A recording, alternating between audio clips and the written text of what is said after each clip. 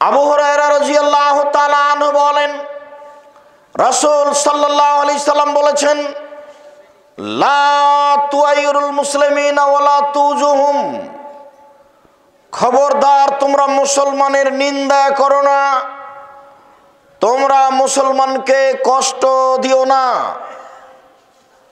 তিনি বলেন, ওয়ালা তাত্তাবিউ আরাতা আখিয়াল মুসলিম, তোমরা কোনো মুসলমান ভাইয়ের পিছনে পড়ো না। ওও মুসলিম, তুমিও মুসলিম, তুমি তার পিছনে পড়ো না, তার বদনাম গীবাত করো না। ওমান তাত্তাবা আখিয়াল মুসলিম, যে ব্যক্তি আখাউল মুসলিম, যে ব্যক্তি তার মুসলমান ভাইয়ের পিছনে পড়বে, তাত্তাবাল্লাহ, আল্লাহ তার পিছনে লেগে যাবেন।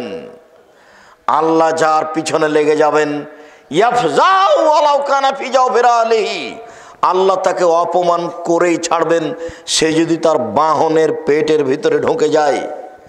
এই কথাটার বাস্তবতা কি? আপনি যদি আমার বদনাম করেন, তারপরে আপনি আপনার উটের পেটের ভিতরে ঢুকে যান, এরপরে আল্লাহ আপনাকে ওখানে অপমান করেই ছাড়বেন। মানুষ তো উটের পেটের ভিতরে যেতে পারে না।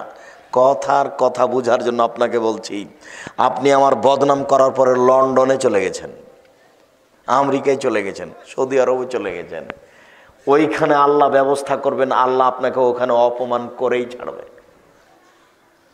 আপনি একজনকে অপমান করার জন্য চেষ্টা করছেন, আল্লাহ আপনাকে ছেড়ে দিবে? এখন আল্লাহ আপনার পিছনে লেগে গেছেন, অতএব আপনি আর বাঁচতে পারবেন না।